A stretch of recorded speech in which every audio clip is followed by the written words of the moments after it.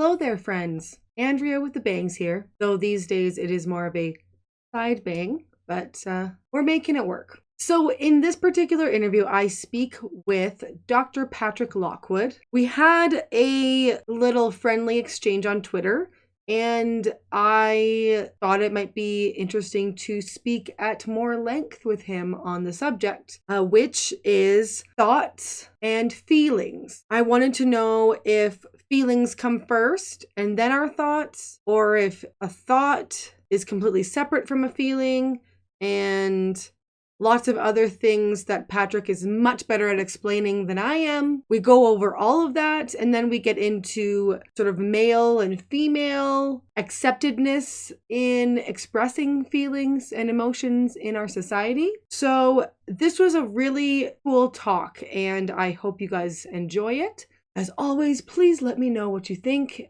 And Patrick actually has his own YouTube channel where he has a lot of really insightful advice as a clinical psychologist. So I will make sure to put that in the description. Don't forget to subscribe. Without further ado, here is Patrick. Right. Dr. Patrick Lockwood. Hi, Andrea. Hi. Hey, what is your mug say? Hi.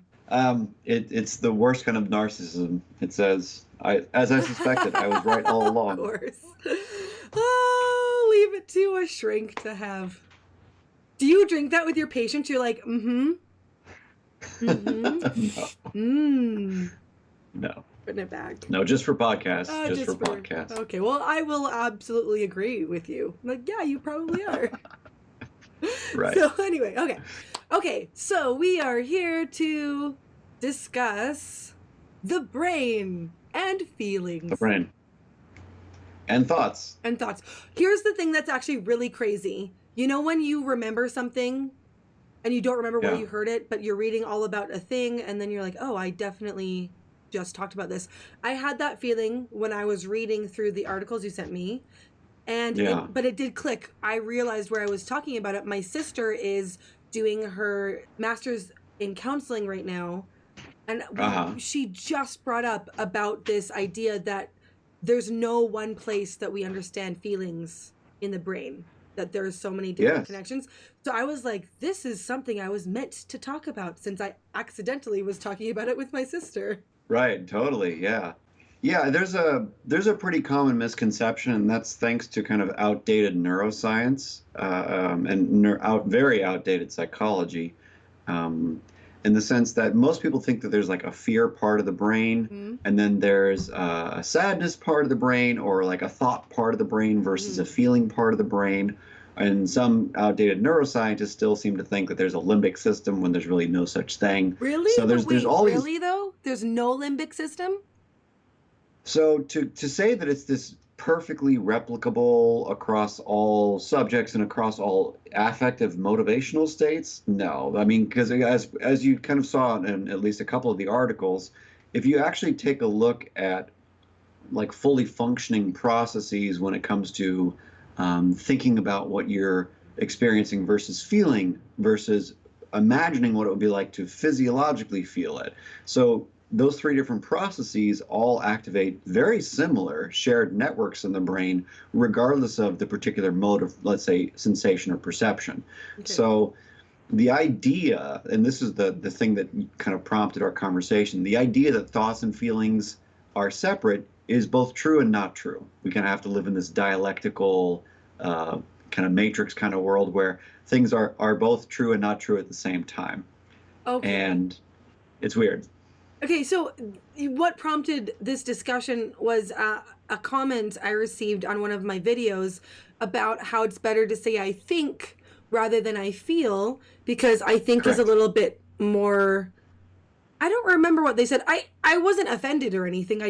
I wonder, is it bad to say I feel? Is it better to say I think? Is it more serious? Does it make you more sure sounding? But you answered back saying, well, it's all connected. It's actually, all of it is I feel. So, well, I mean, so yeah, let me put out a proposition, and then you can shoot it down if you want, and then let's talk about the brain. Okay. So my proposition is this. When it comes to our everyday common experience just as regular people walking around all day looking through our eyeballs, we tend to think that thoughts and feelings are separate. Mhm. And we tend to, let's say, conceptualize that the things that are going on inside of our mind that are, let's say, word or textual based, like your reflective experience of planning something out or noticing something, tends to be kind of more kind of word oriented. Mhm. You kind of can perceive it as like a sentence, right?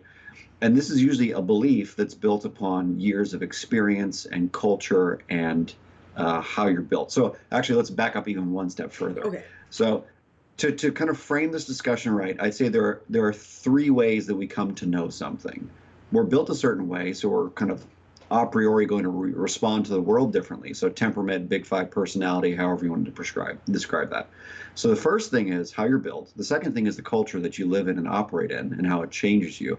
And the third thing is your developmental experiences in the first, let's say, 8 to 10 years of life, shapes the way you see the world and react and all that stuff. So depending upon how those three things worked out in your development and how you are right now, Mhm. you're going to perceive the world differently and have different beliefs, but you're also going to automatically react with affective and emotional states based upon those three things I just mentioned as well. So the thing is, our beliefs are extremely malleable, whereas our affective states are less so malleable than we think they are. So this is why people always say you can't say anyone's feeling the wrong thing that they're feeling. Whatever you're feeling, like in a classic therapy sense, is fine. It's like it's your reaction. There's nothing wrong with your emotional or affective state. The issue is it too intense for you to manage right now? So let's help you manage that, Mhm. right? But then when it comes to your thoughts and your beliefs, we firmly believe in clinical psychology for some reason that you can have kind of cognitive distortions or maladaptive beliefs, right? That kind of lead to consequences. Mhm. So the standing theory in clinical psychology is your beliefs are much more malleable than your affective states or your emotional states. So Okay. from that point of view, I would say if you're putting out a belief-based proposition based upon those three variables, your temperament, your learning and culture, and how you're raised, that's more malleable than your affective experiences, which is more cultural and temperamental, essentially. So the issue is going to be if it's really a thought or a belief that you can change, I would prefer you use the word I believe or I assert. But if it's really your gut reaction, like I just feel bad about it, or I feel gross, or I feel confused, or I feel off put by it, Mhm. then I would say I feel, if that makes sense. So it's kind of a Okay. pragmatic argument Is in the it sense that, like, semantics then of I think versus I believe, and then we can keep I yeah, feel? yeah. So think, believe, assert, kind of all in the same category over here because they're more learned and they're more malleable. Whereas feel, react, all that kind of stuff seems more like an affective or emotional process, which is more so conditioned and more so automatic, less so in our control and less malleable, so to speak. Okay, so I think you said something like, I feel like blah, blah, blah, blah, blah, but then you yes. inserted a belief. So I could have altered the word I feel there then. That would be my intuition about how to speak in these circumstances so that we can be more cognitively flexible So in there our are times where responses. we could use I feel where it actually is appropriate and you shouldn't Oh yeah. change it, but you could also be wary about is this a feeling or wait. I thought you said that all the things that we go through are feelings though. Brilliant. So there's no I such wasn't thing. I'm like am I losing it? Cuz I in these kind of talks I really have to be on and I'm like I thought it was on. So Right on. I'm like, did I lose my way, Patrick? But okay, We're doing please, it together. please, okay, We're doing it together. So here's the way I would explain this. Let's process this argument at like different levels of abstraction. So okay. at the most pragmatic, practical way of thinking about it, like boots on the ground, how do we function, right? In our kind of our conscious awareness. Boots on the ground, I would say it's fair to separate thought from Uh feeling. huh. No one really disagrees with separating in the sense that it's a practically useful thing or a pragmatically useful thing. Okay. So that's my argument for making sure that when you're having more of a belief-based reaction and conversation or moment, then you can kind of use I think, I believe, I assert, etc. Mm-hmm. Whereas if you're having more of just a purely visceral or emotional experience that's less prone or shaped by your beliefs, even though that's up for debate, then my take there would be I feel is a very appropriate kind of way of describing that. Okay, so that's in a more functional sense, like you said, boots on the Yes, ground. But from what I was but reading of the literature you sent me, sir, yes, it's suggesting that so many spaces and networks are lit up in the like not even feeling centers because that doesn't exist, but feelings are right. actually everywhere in our processes, even in our thinking. Yes, exactly. Exactly. Okay. So here's what I would say. Here's like the next level of abstraction. So we Okay. started out with the very practical Okay. boots on the ground level. Okay. Let's move one level more sophisticated. Okay. So let's just say, for the sake of argument, that almost everything we're thinking, there's also a feeling attached to it, and everything we're feeling, there's probably a thought and reaction to it Okay. that shows up as well. In fact, you could even say that thinking is kind of a reaction to an affective state or an emotional state or a motivational state that we just haven't consciously processed yet, and that is your Yes. conscious processing of it, Okay. right? Okay. Continue. Let's I need more. We're good there? Okay. I think so. Yeah, So, yeah. I'm visualizing. Maybe I should try to do a screenshot and put up the different uh, parts of the brain that are lit up through so many different states. sure. Where you're not even in a fear state necessarily. You're in a, or you could be in an emotional state, or you could be in a thoughtful state, and the bits that are lighting up in the brain, it's not just one spot, it's a network of things. And sometimes it's like, oh, this is your fear response, and here's 5 different spots. Here's something you're in deep introspection, here's 5 different spots. And some of them are those same feeling spots. Is that, am I going in the right direction here? Correct. Yeah. The Feldman Barrett article I sent you and the Oosterwick article are both great examples of how, using an fMRI, we now have the ability to kind of break apart these old myths about kind of unidimensionality, and like there's this chunk over here that only does this in the brain. There's I mean that doesn't exist anymore, basically. Now, to be fair, there are certain parts of the brain that serve more of a kind of a core, like functional purpose for different emotional or affective states. So it's still true that the amygdala serves a pretty important role in initiating and managing fear and threat responses. But there's also a number of different kind of cortical pathways, the anterior cingulate, et cetera, and subcortical pathways like the periaqueductal gray that are very important for fear and threat management. But it's not as if there's this only one pathway that starts from up here at the anterior cingulate and goes down to the PAG, and that's it. That's not how it works. In fact, this pathway from the anterior cingulate down to the PAG is responsible for pain, for fear, for attachment, for love, all these different things. So it's not just there's a fear pathway and boom, that's it, right?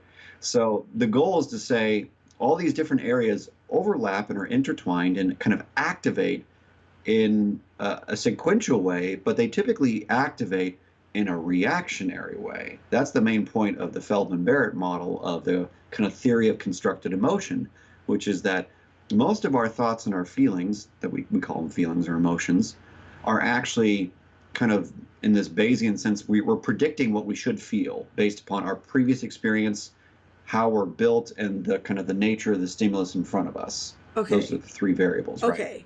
So, yeah. That is what actually really stood out to me. The idea that we are, it's not reactive, it's predictive. Correct. Is it our, again, I it's so hard to not separate them. Like, is it that the emotional reaction is not a reaction but a prediction, or are the thoughts that come not a reaction but a prediction, or are they both predictive, thoughts and feelings? Let's talk about that. Okay. So The short answer is it's all at once. Okay. The slightly more expanded version of that is, let's get our terms straight. Okay. So we typically think of a thought, right, as just this string of ideas or words in your brain, Mm-hmm. right, Mm-hmm. that are more kind of semantic in nature and less pictorial or less affectively valenced, right? Whereas a feeling, an emotion, is typically conceived of as some kind of emotional or hedonic judgment about something going on inside of us or outside of us, right? Internal or external stimuli. And then we have this thing called an affective state, which is more or less kind of our hedonic tone, our baseline, how up or down we are, how this way or that way we are in terms of our baseline physiology, our homeostatic needs like energy, the lack thereof, the overpresence of it, if you're manic, for instance, or the lack thereof if you're depressed, right? So our affective state is kind of like our hedonic tone. Okay. And so between affect, emotion, and thought, we have this somewhat jumbled interconnection between the three. Okay. They're kind of always there. They're always doing their thing. And the great thing about what we're learning now, thanks to like Lisa Feldman Barrett and all of that, all of her colleagues in their work, is that all three of these things are predictive in the sense that they're reactions to an internal prediction. Okay. And that internal prediction, that Bayesian prediction, is based upon our temperament, how we're built, which influences our affective states, our hedonic tone, our kind of how our childhood, how we're socialized and acculturated, and then the type of stimulus. Is it an internal or an external stimulus?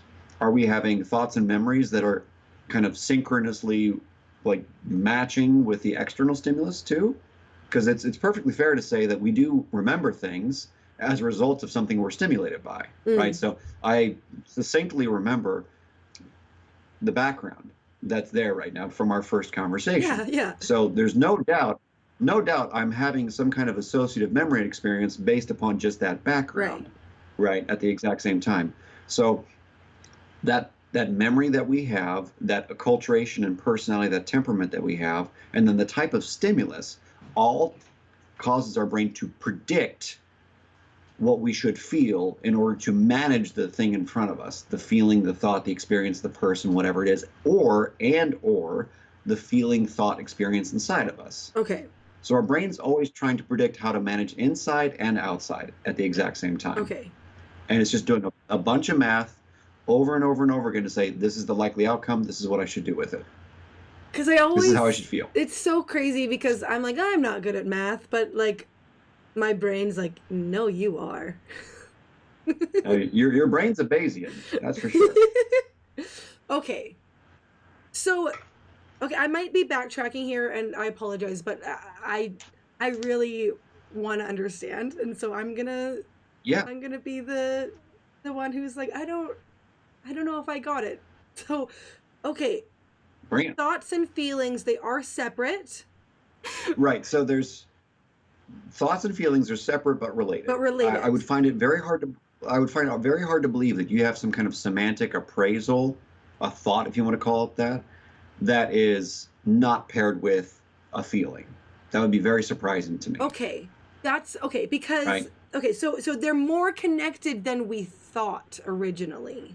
Right. That's what we're finding out now in the past 20 years is what it sounded like. Right. We're finding out that they're always co-occurring at the exact same time. It's just that sometimes we're more or less aware of the affective state, and sometimes our brain in that Bayesian predictive sense is saying, well, actually right now the affective state or the emotional state should be more important than your cognitive process of thinking and philosophizing and all that stuff. Right. So we have what most people will call like an instinct or an automatic reaction. We probably wouldn't call a thought. We would call that some kind of emotionally driven just impulse, right? Right. So Okay, so the reason why I want to go into this, the idea that thought is weighed as better than feeling. Yes. In a post-enlightenment world. Actually, I'm grabbing my phone because I need to read this. I did a screenshot of this because I'm like, I love this. Okay, all of you rational, reason above all, sola suprema reason. I don't know the word for, I don't know the Latin word for reason, but I'm sure whoever's listening to this that I'm talking about, they're like, I know it. Just kidding. So, okay, what is the brain for? A brain did not evolve for rationality, happiness, or accurate perception. All brains right. accomplish the same core task: to efficiently ensure resources for psychological systems within an animal's body so that an animal can grow, survive, and reproduce. Thank That's you. right. I see so often this sort of scientism attitude, you know, sort of this enlightenment or post-enlightenment attitude of we must find the truth with reason above all, whatever. Insert the typical thing being said here. We get this sort of the idea that like, oh, left brain versus right brain, like these the way that this is described, this sort of battle between thoughts and feelings. So I don't even know what to do with that now, because all of this information that I just read today from the resources you sent me / the things I'm talking to you about, I just read that, and I don't know if those things, that left brain right brain thing, are still intact, if that makes sense. It's less important than we think it is. Okay. Yeah. So what do you think about this sort of, I'm calling it Western because I think it sort of is an Enlightenment sort of value of, like, we can reason, we can think this out, leave the emotions at the door. What do you think about this in light of this new research and understanding the brain? Well, I think you probably have seen me on Twitter for at least the last year or so say, you know, we're awfully primitive, and I have kind of this never-ending rhetoric about that. And the truth of the matter is, I think, I just said I think, right? So this is me asserting a belief, not an emotional experience, hopefully, if I'm paying attention, right? If I'm mindfully aware. My opinion is very simple. We're more primitive than we think we are. Our emotions and our affective states run the show, and our thought process is, I think this is from Robert Wright's book, Why Buddhism is True, but our thought process is kind of like a good PR company. It kind of teaches us, it kind of makes up a nice story about what we're kind of more hedonistically, primitively doing, saying, thinking, etc. So it's kind of, it's a good show that we put on. Now, to say that we don't need rational like apparatus in our brain for a variety of different functions, I think is silly. I think they evolved for a good reason, right? Like even Feldman Barrett, the author of that quote that you were just reading, even she would argue the same thing, that there's a necessity for our cognitive process to do all sorts of complex things to survive better. But it's still an adaptation. It's still, well, we don't know definitively that it's an adaptation, but we have good reason to believe that our higher order thinking processes are an adaptation.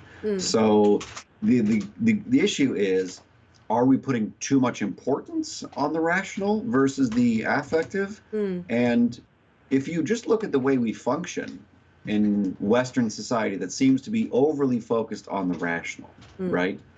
Think about the way that we deal with mental health. Like, since I'm a clinical psychologist, that's obviously going to be my go-to, because that's where I live and breathe the research. If you think about the world that we live in, where we pretty strongly disavow emotions, we kind of pathologize them, right? We pathologize them, especially in women, but we pathologize them in general, right?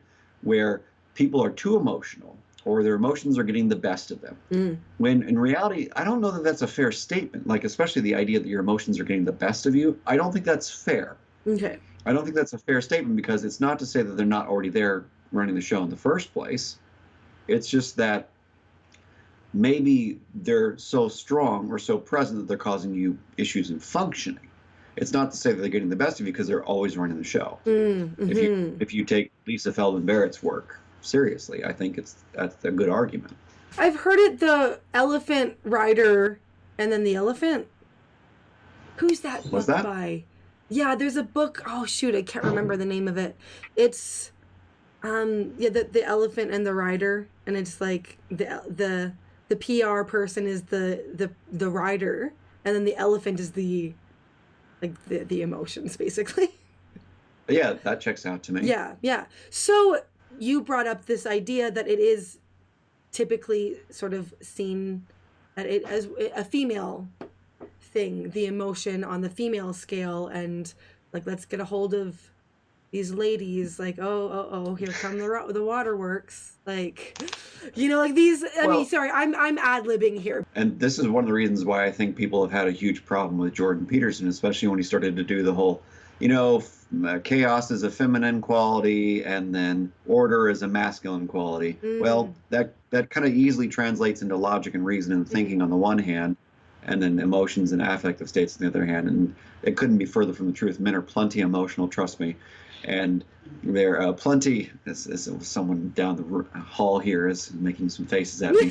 And and and and what I've noticed is that most of the time we just manage the affective states and the emotional states differently. And some of that I Mm, think is greatly attributable to culture and mm, acculturation. And some of that's just attributable to the fact that maybe, we did have some adaptations that made it, let's say, more useful mm. to um, be more logical in some ways. But my instinct is that we've placed an emphasis on the cognitive and the rational so that we can more successfully overcome problems. And now that Okay. we've overcome those problems, I think we're probably going to see a shift back the other direction. Okay, which we're kind of seeing that a little bit in activism, that Yes. sphere. Well, Yeah. and I want to bring up the idea also that, and this is sort of what you've been saying, like the emotional doesn't have to be bad. Like No. women, I'm fine. I am not against being called emotional, because even if it's said to me as a slur, I'm like, okay, yes, I am female and I definitely have strong emotions. And that doesn't have to be a bad thing. It doesn't have to be something, again, like you said, if it's not manageable, that can be a Yeah. problem. But Yeah. having emotions and expressing them and being sort of on the chaotic sphere of the, you know, Earth Mother space, that's no, but I'm just gonna do some Jungian archetypes here. Like that's Okay. not a Right bad on. thing. But I think it wasn't until I heard Jordan Peterson's lectures on Uh the huh. order and chaos sort of motif, Yeah. I did get a positive perspective of chaos, though, because he did say why too much order is like it's cold and it's unkind and it's like Yeah. Yeah. where do you see the okay, so I'm wanting to do a timeline here. So you said that the idea of the rational sort of helping us overcome problems, and now maybe we're making a swing back towards the emotional, maybe even if we don't necessarily want to be. But where do you see the peak of the rational serving us time in our timeline, our human timeline, and then where do you see the emotional coming back? That's a great question, and I wish I could put some data behind my opinion, and I don't think I can do that well. So just, it's an opinion. Mm-hmm. Um, my first thought is we've had some pretty interesting peaks in our intellectual development over the last 100 years, and I'd Mm-hmm. say probably within the last 100 years we kind of reached a peak in terms of the top end of math and the top end of physics and the top end of the other hard sciences, chemistry, etc. Mm. And that's probably, I mean, I'm not, this is not me kind of pulling an Eric Weinstein saying we're done, we're stalled, it's done. That's not my deal. My deal is more like I think we've achieved an enormous amount Mm. and reached a peak. And people will still be achieving things, but it Mm. just won't be at the same rapid scale Mm. and Mm. intense scale. Okay. That's what it seems like to me. And same thing with psychology. Psychology is um, minus the neuroscience stuff that I'm sending you, Yeah. psychology is basically kind of flatlining. Not that it's dead, it's just not going anywhere. Right. So we've kind of figured out some really effective behavioral treatments. We've figured out some very effective cognitive treatments. Medicine is a mess, but I mean, in terms of at least the psychology world, it's a mess. Mm. Psychiatry is a mess. So we've kind of got a nice peak in terms of the cognitive side, and I think that we can start to see kind of the downslope of that. And hopefully, what this means is that we'll kind of to use a Peterson phrase, will kind of get better, let's say, relationships with our shadow that are more emotionally and chaotically driven, Mm. as it were. And that would be Okay. great because these activist impulses are perfectly fine. It's just the manner in which they're acted on is the Of issue. course, yes. This has been made aware to me. I don't mean to speak negatively against activism because it can be a very Yeah, useful and powerful and morally upright tool. But you brought up, yes, the idea, the way in which it's employed and understood is really the sure. thing.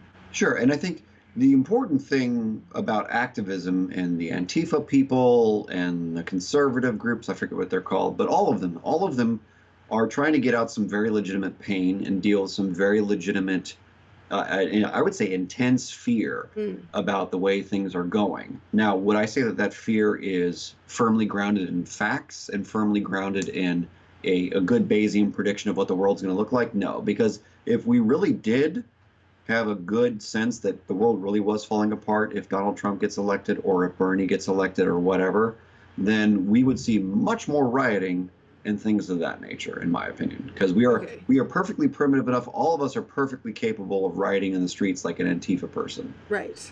If we're wanting to adjust our in a collective way, like our culture to allow emotions to not be seen as negative or weak or whatever the post enlightenment space that has relegated them to be on the side to jettison or to keep private between maybe really close family members and friends, or like, I'm sorry, I'm just thinking of the British right now. Oh boy. Or whatever, well, like it's Don't tell Liam. I know it's not bad to want to manage your emotions. It just, how are we going to make it? Because it is a sort of masculine space that it is like, boys don't cry kind of thing. And women are given a bit more allowance. Yes, some eyes rolls occur with emotions with women, but they're still given that. Whereas I know for men, it's like, oh no, but like really, what are you doing? Like it's definitely a different scenario. If a dude cries versus a woman crying, and so how do we Sure. move towards emotions being expressed more in a healthy way in this sort of swing away from rationalism towards I don't know, towards wherever we're at right now. I mean, from the perspective of just a clinical psychologist, not a sociologist or anything of that nature. So just my work working with people, what I've noticed is that there's three things that are consistently effective. Okay. And it seems to me like this is even what the literature shows is effective in terms of psychotherapy. So if you look at the different randomized controlled trials for all the evidence-based treatments for depression, anxiety, etc., and you do some kind of analysis of the underlying factors that drive, let's say, the outcome for the patient, Mm. obviously the therapeutic relationship is still kind of number one. But number two is usually something like psychoeducation, where you help explain to the patient what the condition is, how it typically manifests, how it can be managed, kind of explore with them their understanding of the condition, how emotions work and not, right? Since there are a lot of misconceptions about emotions, as we've been talking about. Mm-hmm, mm-hmm. So doing that kind of psychoeducation work actually allows people to function better. Mm. So the first thing I would always recommend is getting yourself educated, whether you get like my book, The Fear Problem, or you get Lisa Feldman Barrett's book, How Emotions Are Made. I think the more we arm ourselves with an understanding, or at least an updated understanding of how we work, then we have a better chance of dealing with ourselves better. Okay. Right? So the first intervention should always be something like education, because I believe that everyone has the capacity, if they want, to change. Now, the issue is going to be, do they really want to change, right? And that's where the second tool I would always recommend for kind of tolerating, understanding emotions better is acceptance. Developing some kind of, because, for instance, acceptance and commitment therapy has pretty good research behind it for a lot of different conditions. And generally speaking, if you look at all of the philosophical traditions that promote peace and unity, Buddhism and Jainism and all that nonsense, it's always about some kind of mindful, non-judgmental attitude about the present moment experience. So you can call that acceptance, or you can call it non-judgmental awareness, or you can call it mindfulness, whatever it is. But generally speaking, the idea is if we're non-judgmentally aware or accepting of what we're experiencing, it's less likely to run the show. Okay. We can rebalance the feeling and the thought. Yeah, name it and claim it. To quote the mega church pastor Joel Osteen, who I can't stand. Name it and claim it. I have actually totally joked about this talking about this with my sister, because again, her studying counseling and stuff like that, about if you are aware of something and you say it out loud, you can handle it better. It feels like. Totally. And the third thing I would recommend is understanding. So there's psychoeducation, or just educating yourself about how you really work. The second thing is acceptance, being able to foster an attitude of, this is what I'm going through right now, and I want to go here, but I probably shouldn't go here, whatever it is.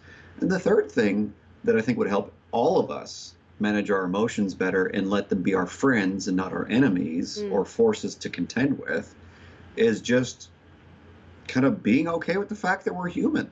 I think we misunderstand or underestimate the fact that we're animals. I feel like I have to always remind people, right? This is an emotional thing for me because I get frustrated by it. We seem to have lost sight of the fact that we're animals, that we're very, very primitive and very, very simple, even though we have very complex societies and complex tools, right? And I think if you add that in there on top of the other two things, it gets a little bit easier, because then the expectations are lowered. I do get the sense that the idea is our goal is to become Vulcans from some spaces. That doesn't seem great to me. And that's even what you called me on our first interview, too. Yes. I love the Vulcan, though. Love him. Yeah. Love Spock. I'm a big fan. Big Trekkie here. Right. But I don't want us to all become them, because emotions are really wonderful. Like my husband always says I love you to my boys. And my youngest, he just is gotten into a habit of bringing it up really at really random spots, where he's like, "Hey, Daddy," and then you expect a question or something, but he's like, "I love you." And he just does it, and it's wonderful, and I love seeing my little boys interacting with my big boy, like my husband, in terms of like saying I love you and emotions, and explaining things like, I'm really frustrated right now, or these kind of things, because I think it's good to not just pretend like, oh, just get over it. Like, no, we've got to say that we have emotions, and we need to say it out loud, and it just seems like it's something that, I don't know, I wish that it would be more prevalent amongst other male spaces, that you just say I love you and it's not weird.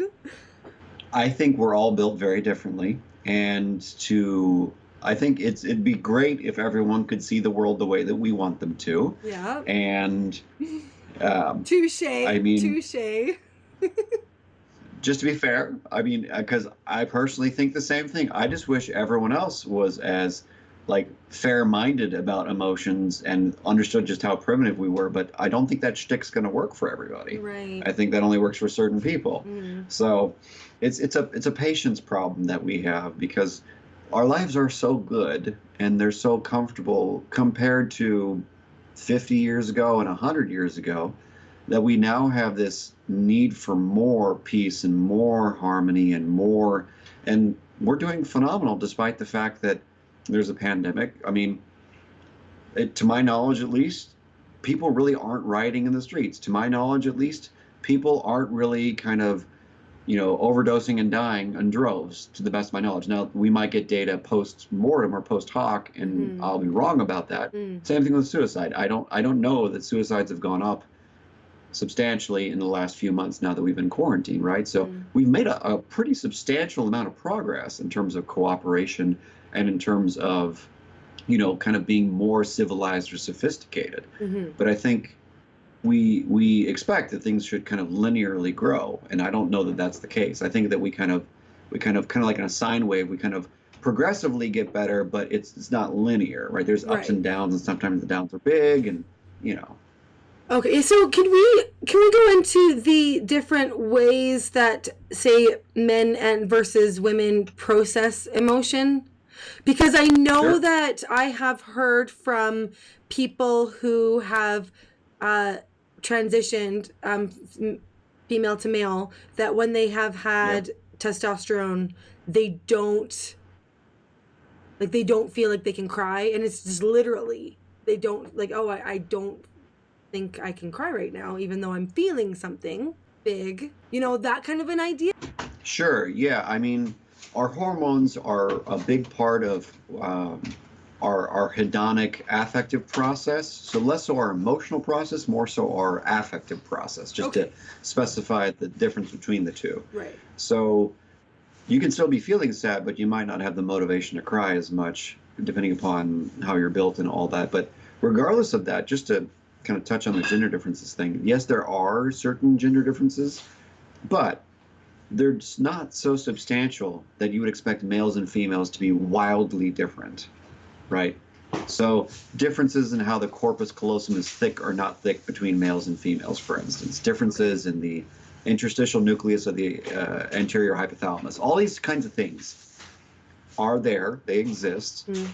but they don't determine anything dramatically. What determines a lot is our development, our personality, and our temperament, and to a degree, life experiences, trauma, attachment issues, all that stuff. So Mm-hmm. it's a messy cauldron of things. It's not just male brains are dramatically different than female brains, which means that trans people will magically be fixed with hormones or anything of that nature.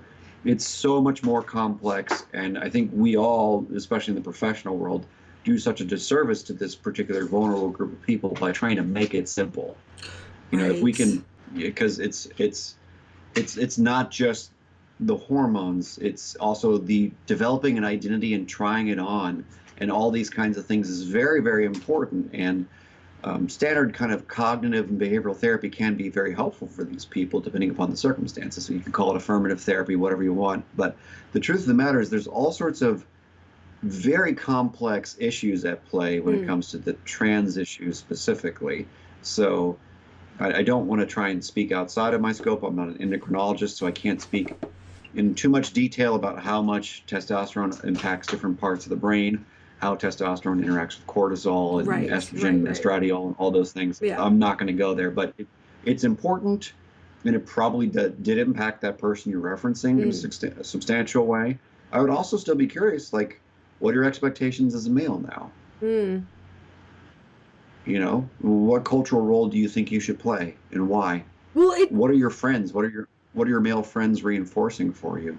Well, oh yeah, there it is. It's definitely more than one factor, and like you can look at data, and that can give you some information, but then you look at the individual, and the data doesn't have to correlate with them. So I know that making generalizations in such a way, saying women are more emotional than men, it could be true in like the data set, but it's not necessarily true for this particular individual we're speaking with right now. But Right, group but versus individual. yeah, Yeah. so but it does. Okay, I don't know who I'm gonna upset, but I'm just gonna say it. Seems like women are more emotional, at least in the way they express their emotions, than men do. Is it because of culture allowing that? Is it because of like the testosterone interacting with expression? I don't know, but that's what I'm asking you. Well, let me see if I can escape some risk here and put it back on you for a second. Okay, So, okay. how many people do you how many people do you know from Southeast Asian cultures like Vietnam and the Philippines and things like that, and China and whatnot? Do you know many females from those cultures? I know one lady who's from South Korea. Okay. And is she kind of typically more like what you would expect a Western person who's emotional as a female, or? Less so or She's pretty even, I'd say. more so than you? Oh, absolutely. So, I mean, I would say that different cultures reinforce different, let's say, gender attitudes and norms pretty straightforwardly. For instance, I think this replicates very well. And if I'm wrong, I'm sure someone will call me a moron for it. But to the best of my understanding, we have this classification of attachment styles. So your orientation in relationships, how you feel safe and secure, and all that. And what we find consistently, I believe, in Southeast Asian cultures is that a dismissive attachment style, which is less emotional, more flat, kind of like me, is more adaptive and has less mental health consequences. But in the United States and other Western cultures, a secure attachment style has the best mental health prognosis and outcomes.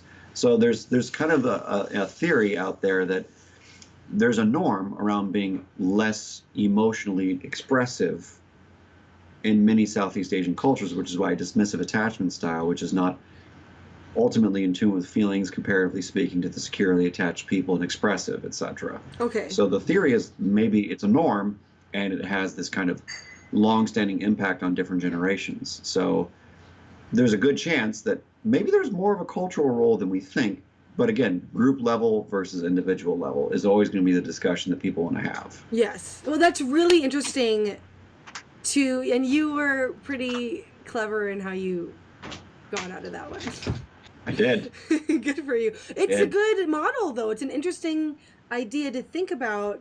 But I do know, I know that in Asian cultures, there is, I'm thinking particularly of Japan, there is such a difference between masculine and feminine, even in the Yep. way you speak.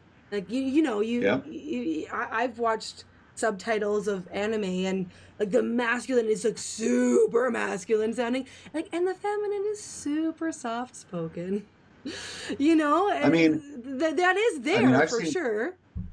in Kill la Kill, is that what it's like? I mean, that's a pretty popular anme show, and I it don't know seems that like one. the I'm sure female it's the same. lead. Oh, it's a good one. It's definitely worth thinking about that.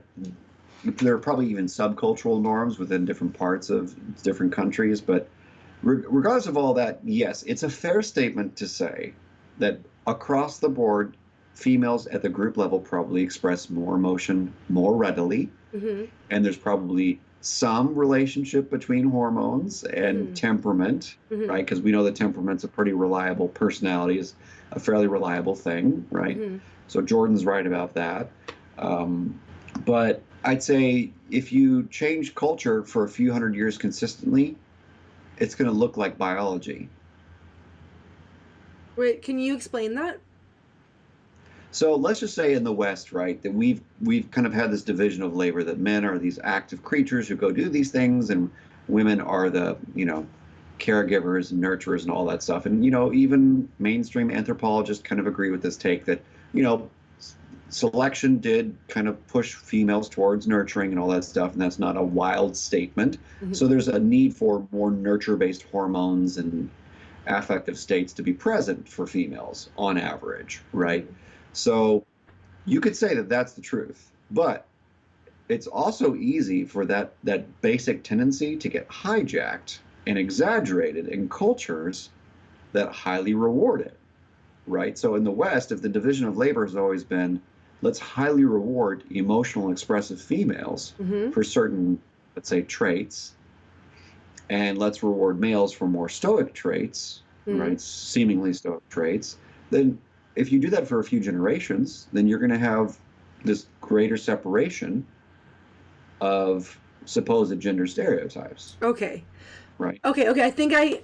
Because I did want to talk about something else, and I think that I can bring it in now. Yes. Okay. Okay. Okay. Well, remember how earlier I said, I'm like, I don't know if I can get it in. So, okay. Speaking of stereotypes and not following them, females in the West who are outspoken about thoughts and who Yes. who are very vocal about ideas and thinking, and they seem to be not rewarded for such things. And apparently, men don't like clever girls. And I wanted to talk to I you made about that comment. that. Yeah. Because I didn't. Yeah. I sometimes run on the naive side because I grew up without a father, and so it was just my mom, my sister, and me, a Yeah. female centric household, and so Yeah. I just didn't. I was never told, don't say what you think. Let the boys give the answer. I never was told that, even though my mom was super Sure. traditional. But she never told me that, and it's news to me because you wrote me that the other day, that it's like what's intimidating about women is intellect rather than height, is because I was joking about being intimidating because of my height. But anyway. Right. I mean, I was half joking, but it got taken seriously, so now I guess I have to defend the Hmm. position. So, You said it again, was very not based. Freudian. You said it was Freudian. It's very Freudian. I mean, again, Western society, right? Let's just say, for the sake of this argument, you and I are only talking about Western society. Okay.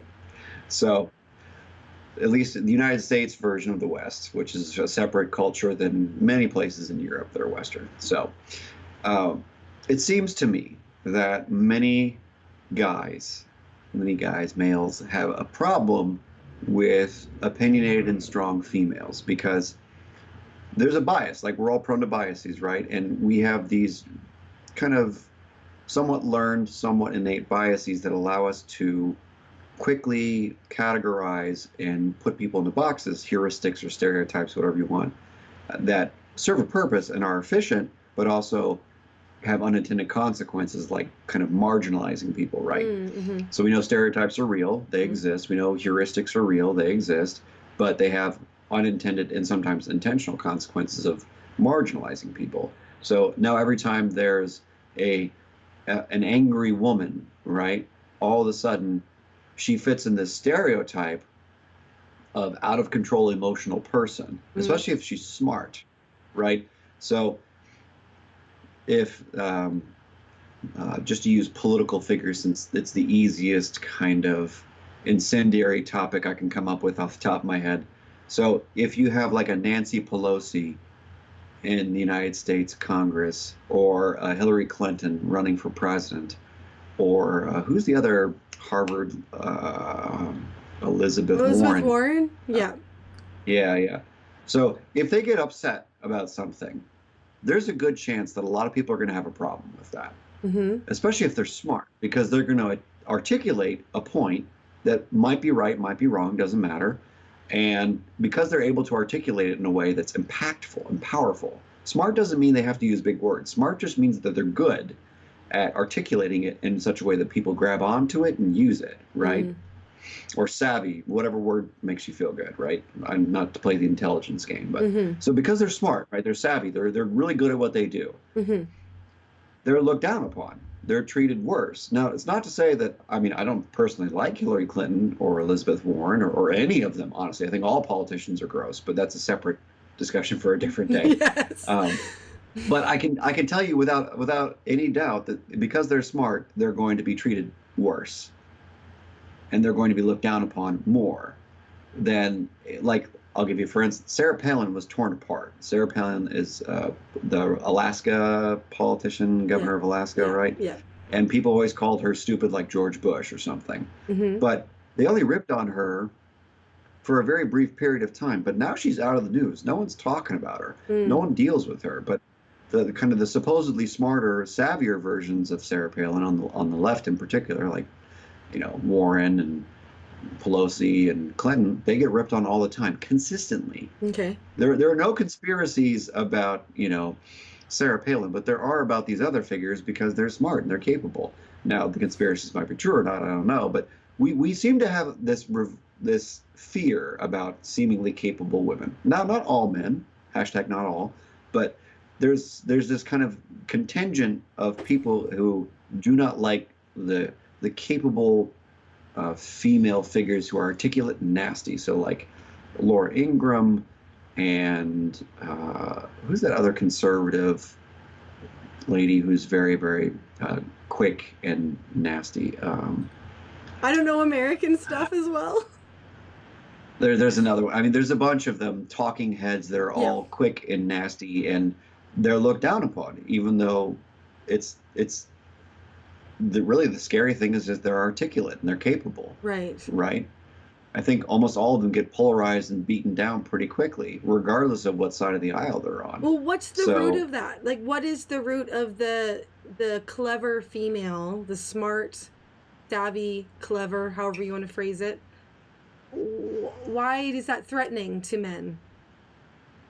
I think generally speaking, we're all afraid of when we're going to be shown to be incompetent in some way, shape, or form. I think that we all don't like competition. I mean, we do, but we don't, right? So we like the idea that we can have some kind of back and forth. But, just as an example, I think if it were you, me, and Liam, right, talking right now, I would be on the defense all the time because the guy's just wicked smart. So I would feel some kind of threat, and I would kind of be, I don't know about that with him the entire time we're talking, just because he's just, I'm a simple creature and he's just so smart. So it's just true. If he was just true. here, he would be like, "Oh, I'm sure that's not true." I know, see that self-deprecating Yeah. British guy. But the truth of the matter is, it's definitely the case that when we feel like we're less than, or we could be less than, or we could be in a competitive stance with someone, then we're gonna kind of derogate them and be afraid of them and all that. But I'm not gonna get into the Freudian stuff because that's all individual, right? We're speaking at the group level. It's more like we don't like to be embarrassed. We don't like to be wrong. We don't like that our opposition, who should be supposedly in a lower status, is in a higher status than us, right? So if you grew up with kind of classic Western patriarchy, whatever, and believe me, I'm not one of those, the patriarchy is destroying the world people. I'm just saying, like, it's definitely the case that we have this elevated status for male thinkers in the West. Okay. The thing with regards to, so you and me and Liam talking, why am I not threatening to you, Patrick? You're too nice. Okay. You did mention that what did you call it? Who I have had on my podcast would be the thing that would be intimidating about me over my height. What did you call it? No, I said, I forget the word I used. I repartee said, or something? Repartee, yes. Your repartee is what's threatening because you're so quick. You're so good. Okay. Yeah. I don't know if I would. Okay. Look at you on the spot. I love it.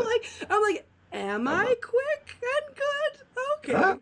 But I'm nice. Oh, yeah. No, yeah, you're nice. I mean, I know I'm nice, but that cuts the... Yeah, the way I grew up, nice was never scary to me. Okay. That's all. Okay. Had to get that in there. Wait a second. Yeah, no, that's just, I'm weird. I was built that way. Nice is never scary. But people who don't smile are the people that I go, what's going on with you? But you smile. Patrick, you don't smile very much. I'm not very nice. I mean, you're smiling a little bit now. That's my power. Yeah, but I'm just not. Well. That is. It's reflected. Yeah. Yeah, I think I do. I have that superpower to make the like flat mouth people, like emojis with the line, the face. To have a little upturn. And back to our very first conversation, it's just as important as the rational. Okay. It is. Can you go into this?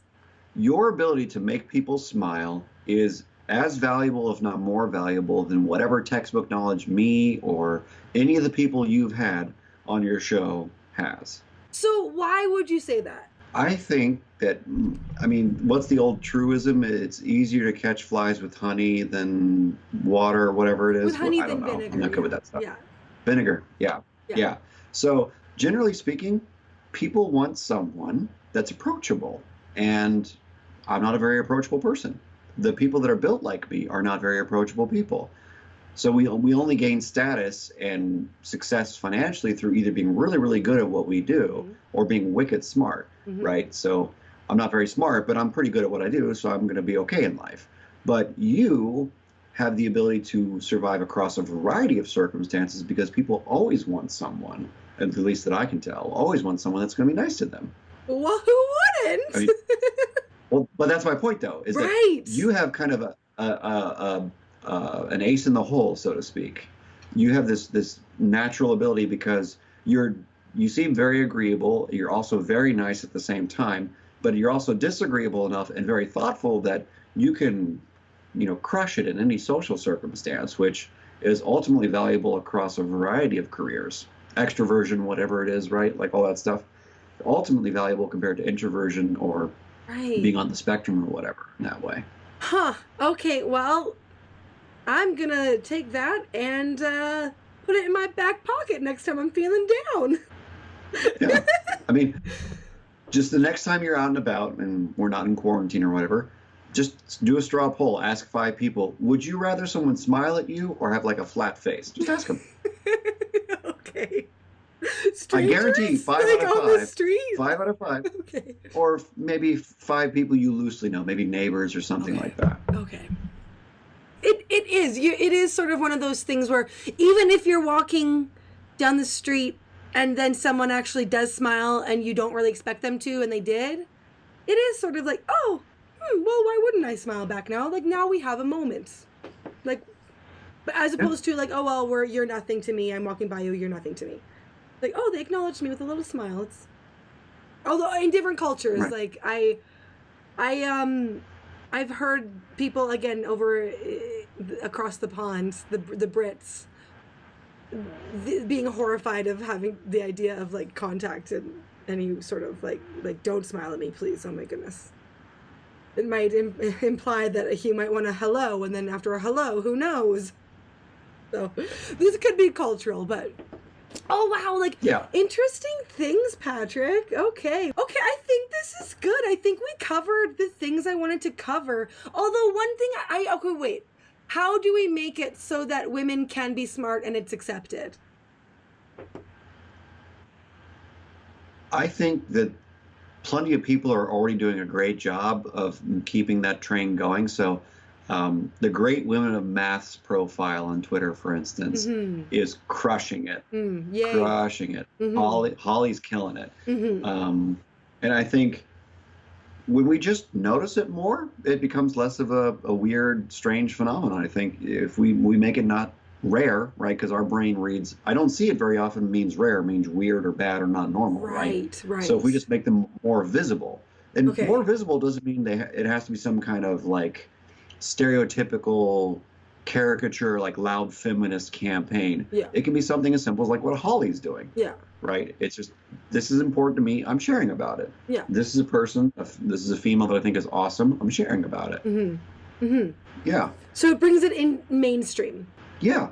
I mean, it's not that you have to intentionally go out and find every great female physicist and psychologist and chemist and Air Force pilot. It's that you just share it when it seems like this is a reasonable time to share it. Right. Right? When it's natural.